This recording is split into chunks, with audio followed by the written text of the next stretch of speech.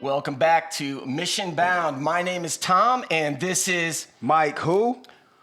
2004 NBA champion Mike James. My name's Tom Elmore. We are so glad that you are with us today on Mission Bound. Hey, before we get things going today, I just want to throw it out there. If you would like to follow us on social media, which is the Facebook, the Twitter, the Instagram, all that good stuff, Mike has a TikTok page, which is off the chain. You need to check us out, Mission Bound. We'll have all that information at the bottom. We'd love to hang out with you in that way. But today we got an exciting guest. Man, I got a personal friend, one of my favorite players to play with, hated playing against. Come on. He got the smallest feet at 6'10" I've ever seen in my life. Really? But, Hold on. That's how you're introing him. We've got all his stats over here. Man, I mean, his stats: played 18 years in the NBA. A four-time All-Star, NBA rookie, second team, have over 16,000 points. Rasheed Wallace, welcome, man. I appreciate you being here. Ball don't lie. Sorry, just had to say it. Oh, no problem. No problem at all. Thank you for having me, man. And I don't have the smallest feet for a 7-footer. That's Patrick Ewing, man. We'd like to come right out of the gate and just ask you straight up, can you show us your feet? If you could do that, then we'll believe you at your word. Oh, it's 11 and a half. Don't worry about it. It's all good. 11 and a half? I'm almost at 11 and a half. It's just getting smaller and smaller, huh? That's what she said. See, look, okay. Now, man, you had a great career, you played in some amazing teams, and I just want to know, what was your best basketball experience? I would have to say playing with you guys in Detroit, man. That was the pinnacle. We reached the pinnacle. That's what we all came from different avenues. We all came from, our own different paths to get to that team. We got traded cut, didn't pick back up. And, every pretty much manifestation you could think of happened to guys on that team. And when we came together, it was special. I had a feeling that we were special. I would say maybe about the third or fourth game when we all had played together. And I was like, I wasn't saying to myself, we could win a championship, but I knew that we could do something. We could make some noise. So what was it like when you jumped on that Pistons squad back in the day, 2004? Because they were already established a little bit. You came in a little later, right? I actually came after the All-Star break. Yep. They were there. The crazy thing about it, I was just there, I would say, like about 2 weeks before the All-Star break. We was in the Palace, and you know me, I'm talking my junk and everything. Oh, y'all can't do this, y'all can't do that. And that's when I was playing with a great Portland team. Yep. So now, boom, here I am 2 weeks later. The same guys I was just talking to and saying they stink and can't play, I'm their team. So was that weird where you're like, that's how this plays, huh? Yeah, it was exciting though. I would say I knew them from playing against them, but I didn't know them from hanging out or anything except Darvin Ham. Darvin Ham was my guy, and then once we got there and everybody was in practice, man, it just all clicked, and we didn't have to say much. I would say more than anything, we was joking around with each other and going in on each other more than sitting there talking real serious, because the only time we talked serious was on the court, but we were all on the same page mentally. So right out of the gate, you came right in. Yeah, we didn't have to keep reiterating this and that, no. And once I knew I was playing and certain things where I might have had to say it, but I didn't, like, okay, I'm out top, say I'm guarding a power forward who could play out on that wing, and boom, he got by me.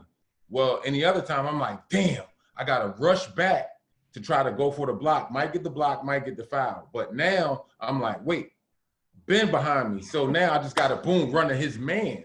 He's stepping up, taking my man on that drive. So now I'm going to just automatically run to his man. So now, opposed to me getting a foul, boom, I might get a steal, or, I'm just picking up his man. So, and when I figured that out with him, I was like, man, this is going to be something nice here.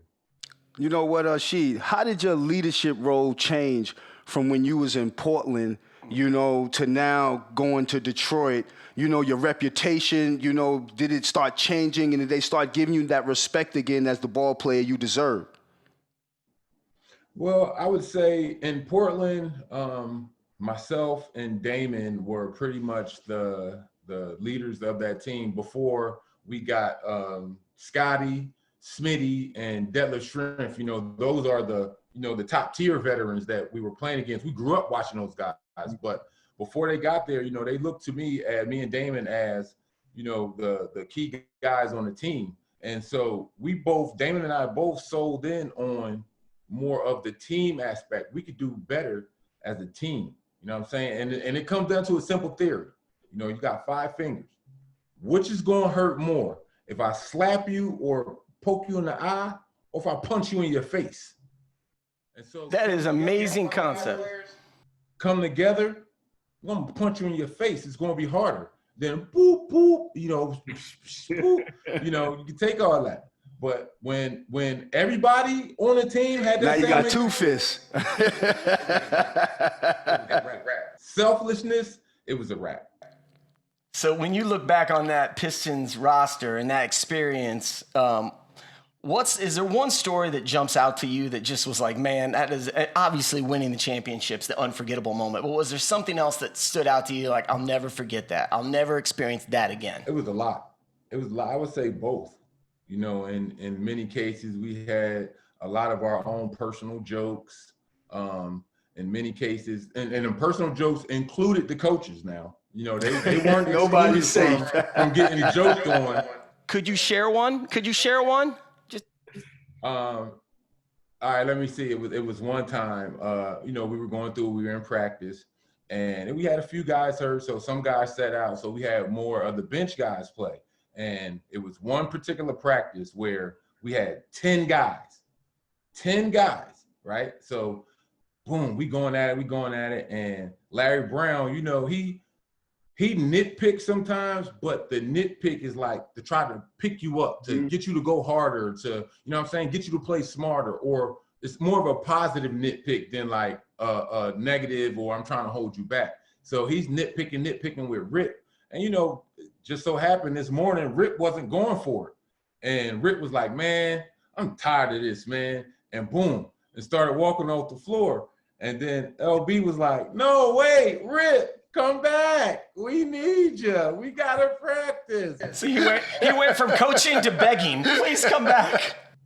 It was so funny. And, just a lot of moments like that, man. And, being on a bus, being on a plane, watching those guys play cards, and, other guys, we sitting up there talking about whatever's going on, talking about family stuff. It was an awesome environment, bro. Did you ever have that again on another team? You went to the Celts, you went to the Knicks after that. Did you have any of that camaraderie, or was that kind of a special once in a lifetime kind of moment there? Well, of course, that was special. Of course, we went and we were sipping the juice on top of the mountain. But I would have to say, to be honest, and I know it may sound strange or a very small percentage, but it was never no real beef amongst players on any of the teams I played with. Really? In Washington, starting off, and it was all because mainly when I first started out, I had veteran leadership. My veterans when I was a rookie was Chris Webber, Juwan Howard, George Murison, traveling veteran by the name of Bob McCann, Calvert Chaney, Mitchell Butler, Brent Price, and I played with the Hall of Famer Mark Price. So, and I'm the youngest. I'm the veteran. I'm the young guy. I'm the young boy. And just saw how, okay, at that moment with them veterans, it was kind of sort of different. It wasn't just like, okay, we're out here playing basketball. You could see that they were playing for something, especially when it was a dogfight between us and the new franchise Charlotte Hornets at the time with LJ and Zoe and Del Curry. And it came down to the last 2 games. So all we had to do was beat one game. It was a home and home. We played them the first game at home in DC. That's when they had over at Landover Arena. Lost that one. Boom. Okay. So next night we in Charlotte. We in the Hive. We got to win this game. We lose the game. But just that atmosphere of pushing and wanting to make them playoffs to try to get that championship, I saw that. Then when I traveled to Portland, I had Cliff Robinson. Kevin Duckworth had came back for a little bit before he passed, rest in peace. And I've always had veterans around, and it was always more of a team concept. I was thankful to never play with a guy who got an average 25, but's taking 30 shots to get it. So with those guys, it was just boom. It was magic. That's amazing. You know what, Sheed? I was telling Tom earlier about you. I said the funny thing about Sheed is if he don't like you, you not gonna like him, but everybody likes him. And so and he had to say it twice to me. Yeah, and so it's like what people don't understand is you're like a silent leader. And you'll change the atmosphere, even the locker room, even though you're joking, even though you keeping it light. But at the same time, you're quick to nip all the problems in the bud, and you're going to hold everybody accountable. So you almost become a coach in the locker room without even trying. Was that intentional? Or did you walk in and say, I'm going to line these boys up, or whoever it is, wherever? No, it was. I didn't have to do that with those guys. Again, they were veterans, and to come into the locker room and have that respect, and for me to respect them, as I mentioned, it just took it through the roof. And the way it was with all of us, we all were together. No matter going over somebody's house to watch the fight, somebody's house to watch this game or that game. So you guys hung out. We hung out. So I didn't see myself being in a leadership role, to be honest, because as you just mentioned, Mike, everybody held themselves accountable first before the team. And that's very rare. And when you play with guys like that, then it's only one thing that can happen, and that's only for you to be successful. So you mentioned that you guys hung out all the time, that you were together in that 2004 Detroit Piston team that won the championship. There was this massive chemistry. I bet that you had a chance to really experience Mike James at his best. Do you have, because he's my co-host and he's my friend, and I always like to go to his friends to get the juice, the stories behind the stories, do you have a Mike James story that you would care to share with the whole world? Embarrassing or not? For sure. It's a defensive story. I actually saw Mike James and Lindsey Hunter argue on the bench about guarding this one dude because they knew they could pick this guy's pockets, and they were arguing. No, I got him. I got him. They were both intense about it, going out there trying to steal this ball from this guy because they knew his handle was shaking. So I'm like, these cats is crazy, yo. Was that the only way either of them were going to get shots? Is that kind of why? I mean, they weren't going to get the ball passed, so they had to go pick pockets to get shots? Well, not really. I mean, everybody on the team could play. Everybody on the team, could shoot, and it wasn't like it was just nobody was hunting for shots. Hey, look, Mike, if you open, bang that thing down. I don't care if the play call for me or not. Bang that thing down. Lindsey, you open, boom, he'll bang that tray down. And it was just pick your poison on our first team and our second team. Wow. Because people slept on our second team. They looked down like, oh man, these guys ain't nothing. But I at points during our championship run, I love playing with that second team because with Lindsey and Mike, they were like pit bulls, and LB unhinged them and took their chains off, and they was just going at it, bro. You hear me? No guards didn't want to face them. That was a killer 1-2 tandem with them out there. Mike told me one time. You know what the funny thing is? Larry will sub us in the game, and they'll start the growling music, but we haven't went up and down yet, so we still stiff. So she would he'll come look at us, be like, y'all good yet? I'd be like, hold up, she. Let us get like an up and down real quick. So then like the next dead ball, he'll come up to us, be like, y'all good now? And then we'd be like, okay, yeah, we good. So he'll act like he's taking the leashes off of us, and be like, go get him. And then that's when we'll start just putting this amazing pressure on guards, man. 94 feet, and it's like, they're so hectic trying to throw the ball back and forth. We were bound to get steals. It's funny to me because you're in the podcast world, And I also want you to shout out your podcast, you know what I mean? And I want you to be able to use this avenue here to be able to shout you guys out now. But when you played the game, you was thank you, God bless, and good night. You know what I mean? I ain't trying to CTC, cut the check. You know what I mean?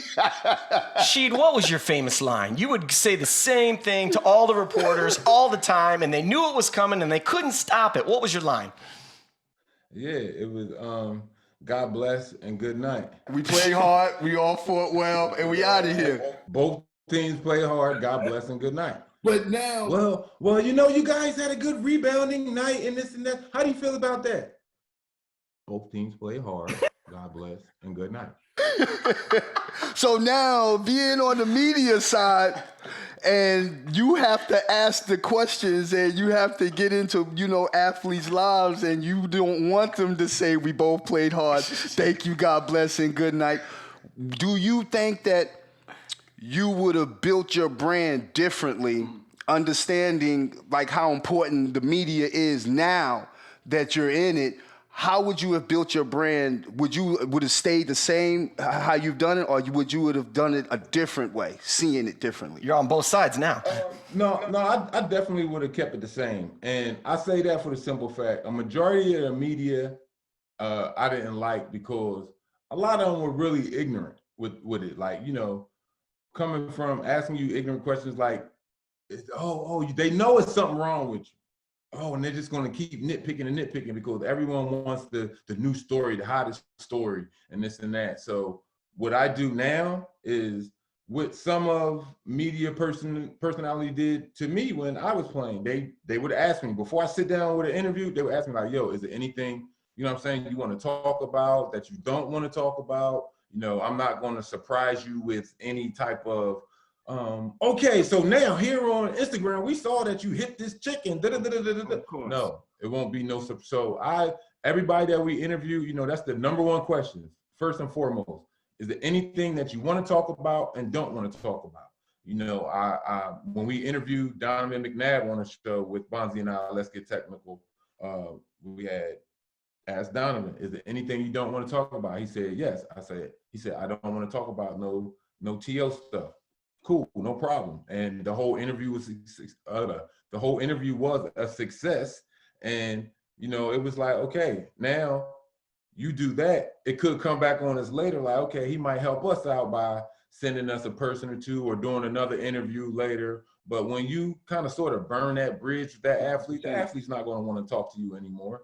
And that's how it was pretty much when I was in the league. Like, a lot of them just be ignorant, just they like this, just sticking the mic in your face or the little iPhones or whatever.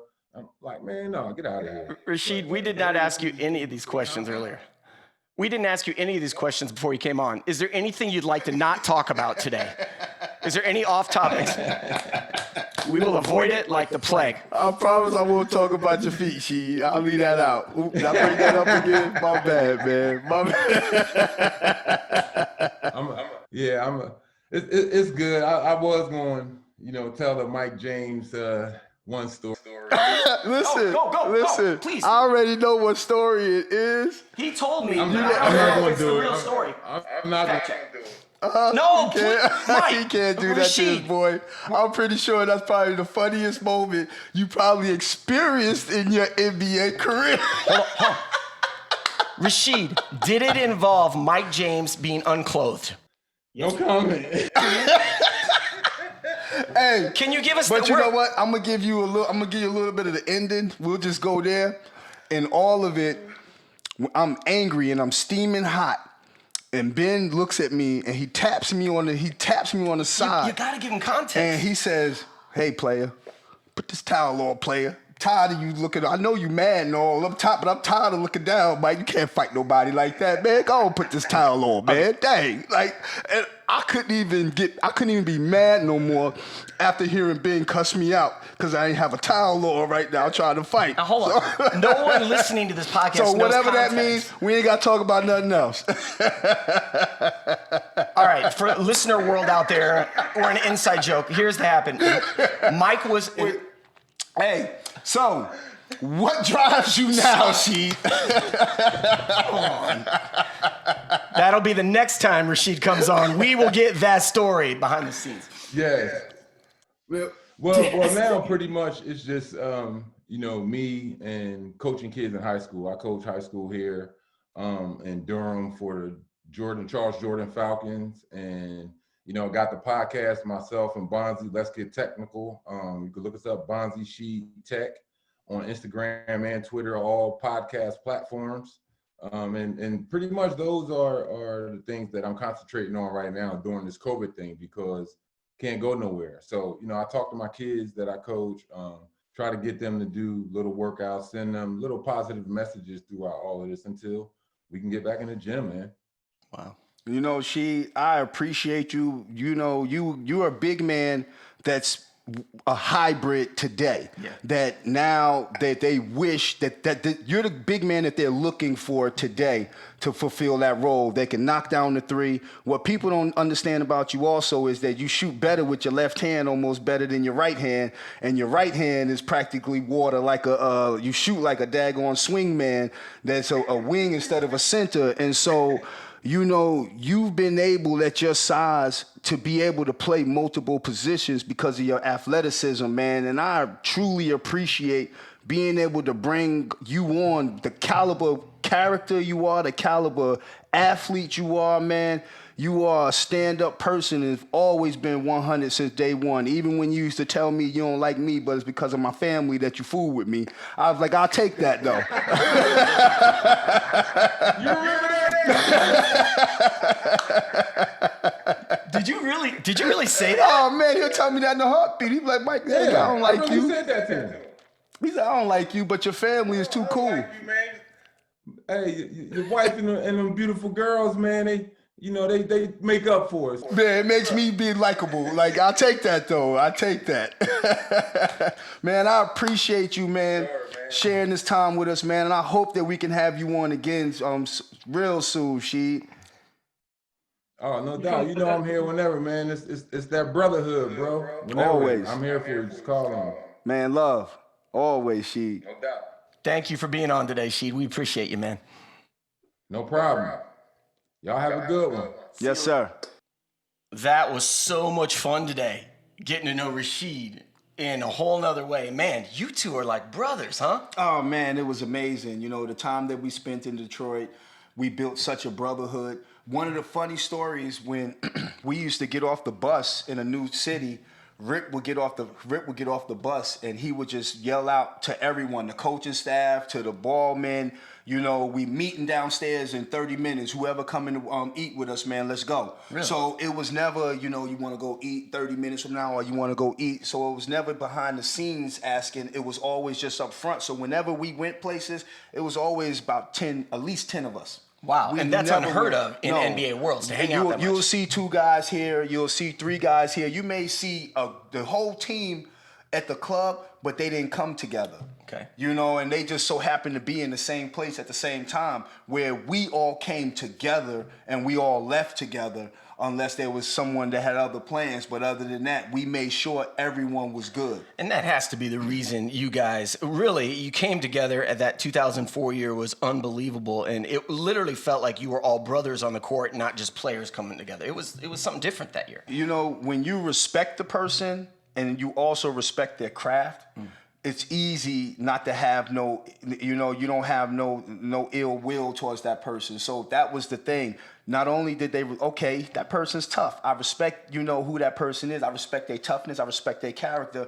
Then when they see that person playing, it's like, oh, that person's a pretty good basketball player. So I don't have no ill intentions towards you. I don't want nothing from you. I just want to continue to keep adding on to you. And I think that was the thing that we did for one another. It was never about me. When the guys, the starters was on the bench, in the game, I was never on the bench like, I hope Chauncey missed his next 3 Right. shots so Larry Brown could take him out, or I hope he sprained his ankle, or I was on the bench like, come on, Chauncey, man, you got to knock these shots down. Come on, guys. So my energy was always never thinking about what I have to do in the game, but it was always being selfless. Like, they brought the selfless side of me that I've never experienced. Wherever I went other places, it was always, what do I have to do in order to help the team win? But it was always, with Detroit, how do I give of myself to help my teammates better? And you gotta admit that principle is so much bigger than the basketball court. It goes into family. It goes into life. It goes into your work. When you make other people better, well, at the end of the day, that's leadership. When you make other people better, and you guys are doing that as a collective team. And that's why, if you look back at that 2004 team, it doesn't seem like there was like one main leader. Everyone led in their own unique, different ways. And you could even see Rasheed. He didn't even see himself as a leader, but you did, right? Because he was that silent, strong leader.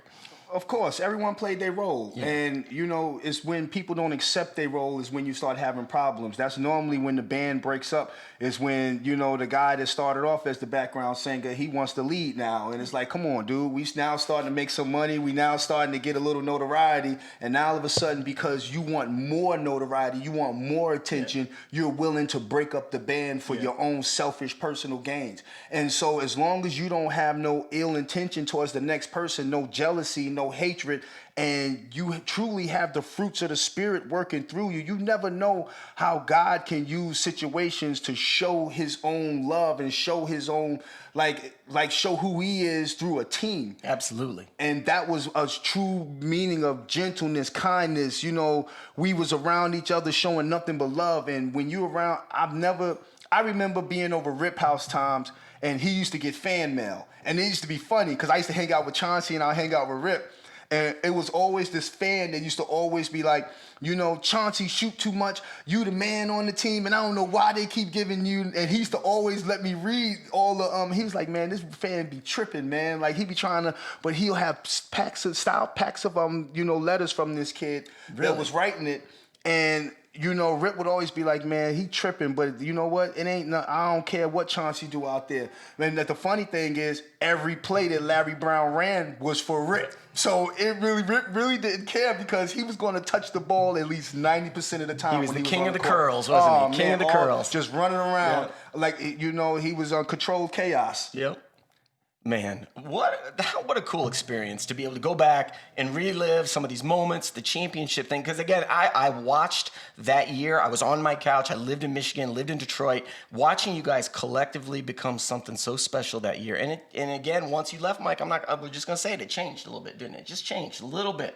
I'm saying, I'll be the guy. The thing that changed is they didn't understand how I was a starting point guard in the NBA that was willing to take a back seat in order to just play a role and win championships. And so when I left, you just let a starting point guard go. That was you guys backup, which means anything happens to Chauncey, Rip and Chauncey don't have it a certain night, because that happens. Sometimes you get fatigued. Sometimes back-to-backs or anything may happen. Your back may be tight or you may sprain something. They had me on the bench that was known for being an offensive threat. And also a defensive monster on purpose. I would call you a juggernaut, defensive juggernaut. I used the name on purpose. My nickname was the Amityville Horror. And, it's right here. See the tattoo? You really? Look at that, right there. Yeah, you see my tattoo? The Amityville Horror. Very and good. So the one thing I took on that role, I really was trying to scare you on the basketball court. And that was the thing that was like my persona when I was on the court is I'm going to scare you. And then when I realized I can't scare you, okay, now we can play basketball. But if I can just scare you, and I got you there, I'm going to keep you there. You were about intimidation. Oh, of course. Because no one plays their best game when they're intimidated, right? Of course. So if you're allowing someone to just scare you with words, I would take full advantage of that, and I don't have to do much more. But if I see that you're tough and I see that you can handle that and that don't mean nothing to you, then it's like, oh, I ain't going to try to scare you no more. It's, Like, a, it ain't no it's a point. waste of words. Yeah, it's right? a waste of time to try to scare you. So now I got to compete. I got to use another method in order to beat you. So that was usually one of your first weapons out of the belt is intimidation. Mentally. And if they're not intimidated, here we go. Let me break you mentally before I even try to. I don't even care about your game. If I can get inside your head and I got you thinking about me while you're on offense and also thinking about me on the defensive end and also intimidated by me because I'm putting so much pressure on you, then I'm like, oh, I got him. Like, oh, this game gonna be easy tonight. I can do exactly what I want. Wow. See that? That's the stuff you get here on Mission Bound. That's called a championship mentality, attitude. And man, we're so grateful that you would come and hang out and listen to us. Here's today. I want to let you know before we get out of here, please get to know us a little better. We want to get to know you a little better. Facebook, Twitter, all that good stuff. We're out there in the social media world. Just look us up, Mission Bound Podcast. And I don't know if you know this, Mike has his own TikTok channel. Mike, right? You got your TikTok. I look forward to this moment. This is the best moment in it all. You ready? My name Mikey James, and I play no games. Everywhere I go, they all scream my name. Just and relaxing and coolin'. All the fly ladies, yes, Mikey is schooling. Go Mikey, go Mikey, go Mikey. Go, Mikey. Mission Bound. Bye.